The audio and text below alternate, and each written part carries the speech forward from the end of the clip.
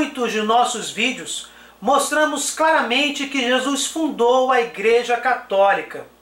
Antes do imperador Constantino se converter ao catolicismo e decretar o fim da perseguição aos cristãos, em 313 d.C., existem documentos que comprovam, historicamente falando, que o primeiro líder dos apóstolos, por ordem de Jesus, em Mateus 16, do 16 ao 19, e João 21, do verso 15 ao 17, foi Pedro. A partir de Pedro, tivemos uma sucessão de bispos com a missão de guiar a Igreja de Cristo na terra. No entanto, isso não significa dizer que os membros da Igreja Católica são puros, perfeitos e imaculados. Jesus, no Evangelho de Mateus, capítulo 7, verso 15, por exemplo, afirma de forma bem clara que existirão falsos profetas seguindo o cristianismo. Deixa bem detalhada esta informação. Eles estarão disfarçados de ovelhas, mas na verdade serão lobos arrebatadores. E aqui, de forma bem tranquila, isso é muito importante. Jesus está prevendo a existência de pessoas que se dizem cristãs, mas com sua conduta imoral constante cometem pecados absurdos que difamam a Santa Mãe Igreja. Aqui podemos incluir sacerdotes e até mesmo alguns papas em suas condutas pessoais. A infalibilidade papal, dogma de fé baseado nestas passagens bíblicas que já citei, é quanto ao ensino da fé.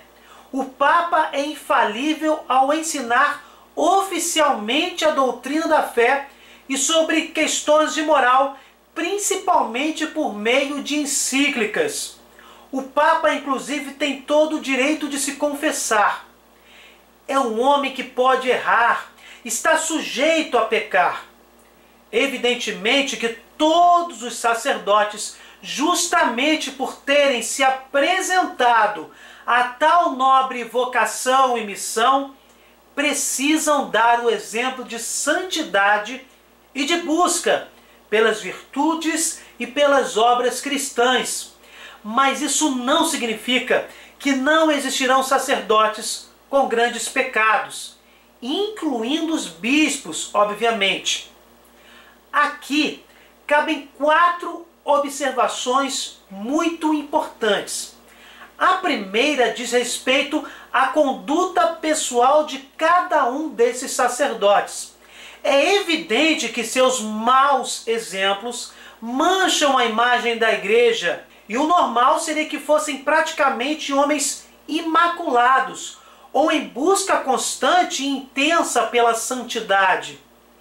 No entanto, devemos entender que todos somos pecadores, e o próprio Jesus nos diz que devemos perdoar quantas vezes forem necessárias, como está em Mateus capítulo 18, versículo 22.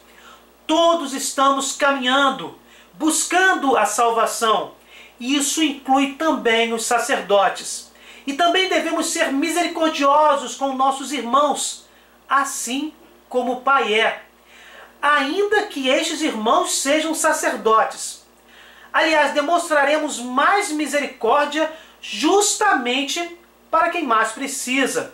E sacerdotes com dificuldades extremas na sua caminhada, de tal forma que isso se torna cristalino para todos, são pessoas que precisam muito do nosso amor e da nossa oração. Por isso mesmo, o Senhor nos ensina que não devemos julgar para não sermos julgados, como está no primeiro versículo do 7º capítulo de Mateus. Devemos ajudar para que esta caminhada seja corrigida. A segunda observação diz respeito ao próprio sacerdote que falha. Assim como qualquer membro da Igreja de Cristo, como qualquer cristão, ele tem, graças a Deus, a misericórdia do Senhor ao seu alcance. Contudo, ele, como qualquer cristão, precisa seguir o propósito do arrependimento eficaz. Após cometer o pecado, precisa se arrepender. E isso inclui ter a firme decisão de procurar com todas as suas forças, com a ajuda de Deus, lutar para não mais cometer aquela mesma afronta ao Senhor. Logo, o sacerdote é imperfeito em sua conduta pessoal, mas precisa constantemente lutar, como qualquer cristão, para não repetir os mesmos pecados, ainda que mais à frente os cometa novamente. Esse propósito deve continuar sempre. Em terceiro lugar, a bênção de um sacerdote, que chamamos de sacramental. Este sacerdote, por mais ímpio que seja, uma consagração eucarística realizada por ele, um batizado feito por ele, enfim, quando nos confessamos com um sacerdote que mais à frente se revela um falso profeta, não um falso padre, pois no caso em questão estamos falando de padres validamente ordenados pelo sacramento da ordem, mas que mais à frente demonstram constantemente o falso profetismo, com maus exemplos, ensinamentos e condutas anticristãs. Bem, todos os sacramentais e sacramentos realizados por este sacerdote são válidos completamente. É o que podemos, grosseiramente falando, dar como exemplo prático, quando dizemos que a Igreja é santa, mas possui membros pecadores. A Igreja é santa, pois a cabeça é Cristo. Ela é santificada por Jesus, o ungido, mas possui membros pecadores, pois estes membros são seres humanos, ainda em busca de salvação. Como exigir perfeição daquele que ainda está na busca por essa mesma perfeição? Jesus afirma que, apesar de imperfeitos, os sacerdotes ministrarão os grandes mistérios divinos, e esta ministração não será invalidada ou contaminada, porque Deus é maior do que qualquer um deles.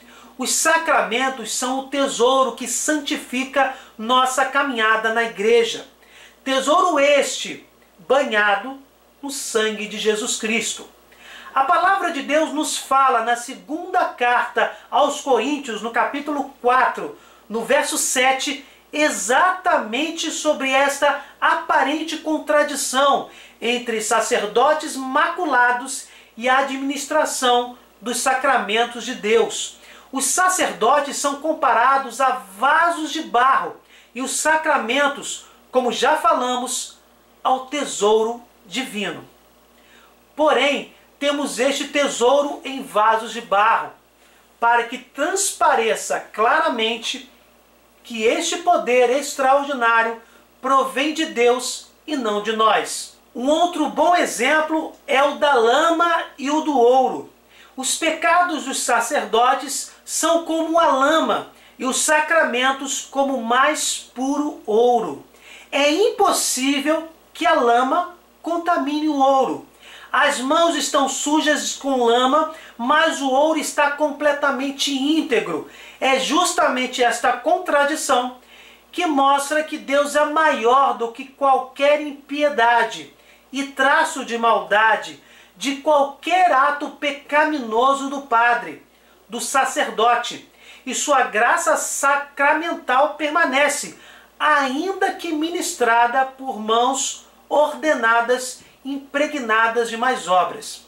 E isso não significa dizer que o dono de tais mãos não responderá pessoalmente a Deus por sua indignidade, se não buscar o seu arrependimento e a sua conversão.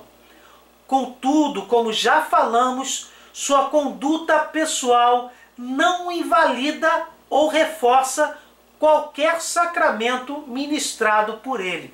Como poderia a verdade revelada por Deus nas Sagradas Escrituras ser contaminada pela conduta de um simples sacerdote? Como poderíamos deixar de crer no que Jesus nos ensina, porque um de seus discípulos falhou em suas atitudes pessoais? Como poderia a verdade incontestável de que Jesus está presente na Eucaristia, quando diz: isto é meu corpo, isto é meu sangue, verdade esta que Jesus mantém inabalável em João capítulo 6, mesmo à custa da perda de discípulos que não creram nele, como no verso 66, como esta verdade deixa de ser verdade porque o bispo fulano em tal época foi um herege, um homem impiedoso, um ateu, alguém que ensinava toda a mensagem de Cristo ao contrário, por exemplo. Como alguém pode dizer que o batismo não existe, que o batismo de crianças, comprovado pela própria Bíblia, sem mencionar a sua relação paralela com a circuncisão de crianças judias, como ritual de iniciação religiosa? Como alguém pode dizer que o batismo não foi criado por Jesus porque um padre cometeu atrocidades há séculos atrás? Como alguém pode dizer que a confissão é invenção da Igreja Católica, quando Jesus Cristo a criou e a classificou como sacramento em João 20, verso 23, de forma tão clara, porque falsos profetas tentaram vender o perdão dos pecados para pessoas que só se faziam cristãs porque a sociedade era majoritariamente cristã.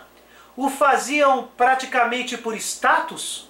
Como podem os exercícios espirituais relacionados às indulgências, obras de caridade, obras de piedade, de misericórdia, que têm fundamentação bíblica, porque foram interpretadas de forma corrupta por um percentual ridículo de falsos profetas no passado? Nenhum traço da mensagem que Jesus ensina, que é o tesouro da fé, será maculado por causa da conduta maléfica pessoal de qualquer cristão, seja ele sacerdote ou não. A fé prossegue. A verdade absoluta que Deus nos ensina prossegue. O Espírito Santo foi enviado por Jesus para conservar esta verdade. É óbvio que os cristãos, quando são bons exemplos e lutam por esta preservação em cada momento de suas vidas, fazem a sua parte. Porém, Deus é maior do que tudo, inclusive maior do que qualquer pecado humano. Inclusive se o próprio Senhor previu, com autoridade e serenidade, que nas fileiras de seus discípulos haveria falsos profetas, falsos sacerdotes, falsos teólogos. Se Jesus não tivesse previsto, poderíamos até questionar o próprio Cristo sobre a presença dessas manchas constantes. Mas o próprio Jesus prevê esta possibilidade, porque Jesus é Deus, e Deus é amor, e o amor não obriga ninguém a nada. Deus respeita o livre-arbítrio do homem, porque nos ama abundantemente. E isso inclui respeitar o homem que quer ser ordenado padre, ainda que ele saiba que não tem condições para isso. E isso inclui respeitar o pastor, que resolve viver este ministério anunciando heresias, mentiras e promovendo atos pecaminosos. Temos pastores realizando casamentos homossexuais. Temos pastores afirmando que abortar não é pecado. Temos padres corruptos. Temos padres socialistas. Deus respeita a vontade do ser humano e, apesar disso, a mensagem evangélica segue inalterável durante 2000 anos. Durante 15 séculos, Apesar do cisma de 1054 e do surgimento de heresias anticristãs ao longo deste tempo, o Espírito Santo foi atuante e tudo que é certeza de fé cristã, os chamados dogmas da fé, que não são impostos, mas são pilares ensinados pelo próprio Deus, todos explicáveis à luz da fé e da razão, tudo está preservado na Igreja Católica Apostólica Romana. Isso é comprovado historicamente. Não é a conduta pessoal de um Papa que determina se a Igreja de Cristo subsiste plenamente ou não na Igreja Católica, mas sim este fato incontestável. Todo o tesouro da fé está preservado por 2000 anos, graças à atuação do Espírito Santo, que é a alma da Igreja. O Espírito Santo, que é Deus, é maior do que qualquer pecado, qualquer impiedade e qualquer absurdo que algum cristão, ordenado ou não, possa ter perpetrado durante todo esse tempo. A própria Igreja Católica não nega isso, ainda que sejam condutas pessoais pontuais e proporcionalmente irrelevantes diante de 2000 anos de história, de pregação e de vivência evangélicas. Em um mundo gigantesco de cristãos leigos, religiosos, diáconos, padres, bispos e até mesmo de papas, temos uma quantidade minúscula e desprezível de pessoas, percentualmente falando, com condutas pecaminosas que mancharam a Igreja, o corpo místico de Cristo, em suas condutas pessoais. Se não houve arrependimento, responderão por isso diante do Deus, que é justo e misericordioso. E mesmo assim, desde os tempos apostólicos, os pilares da fé estão concretamente inabaláveis. A Igreja cumpre perfeitamente sua missão. E isso sem mencionar os santos católicos, que com seus incríveis testemunhos, visões particulares e textos inspirados, engrandecem enormemente a Igreja Católica e reforçam o tesouro da fé. São materializações da graça de Deus em nossas vidas. É uma porção infinitamente maior do que o desprezível percentual de cristãos, leigos ou ordenados, e com suas condutas tentam difamar e caluniar a imagem da Santa Mãe Igreja. O próprio Jesus previu a existência de falsos profetas, como já mencionamos. Um dos 12 apóstolos traiu Jesus de forma terrível, como Judas Iscariotes. E o primeiro Papa, Simão Pedro, fraquejou na sua formação sacerdotal e na sua caminhada cristã, quando negou o próprio Mestre 3 vezes. Mais à frente, o próprio Mestre provocou Pedro a afirmar seu amor por Jesus por 3 vezes, concedendo-lhe a missão de guiar a Igreja e comprovando sua misericórdia para com os sacerdotes vacilantes. E como já dito, todos esses acontecimentos foram previstos por Jesus, que é Deus, e por isso é onisciente, tudo sabe.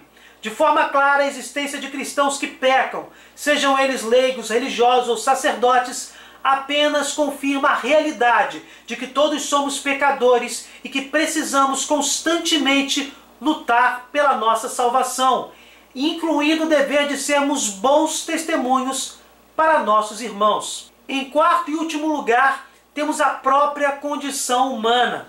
A Igreja possui membros, e estes membros são seres humanos.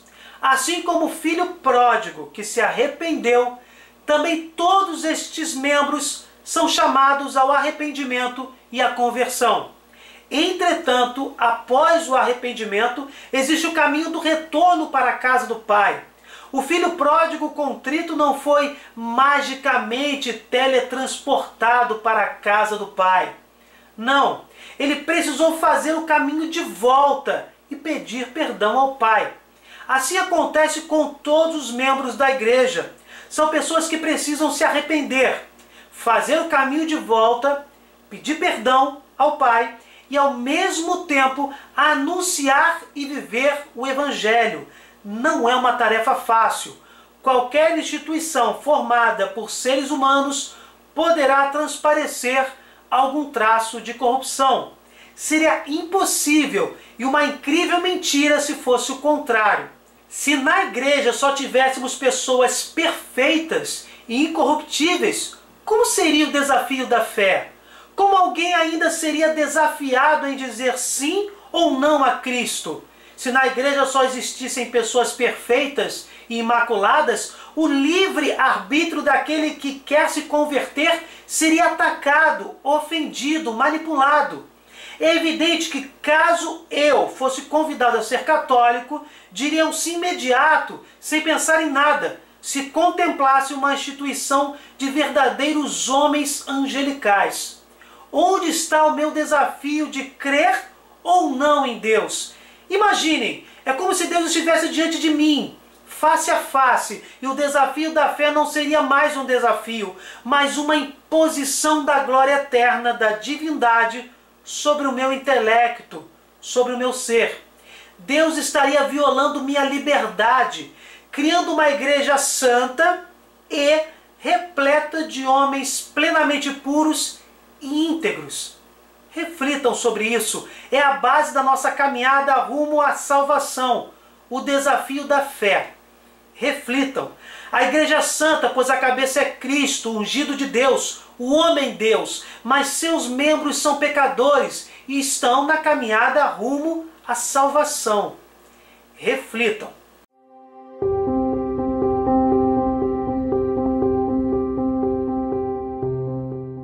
Bem, gente, espero que vocês tenham gostado.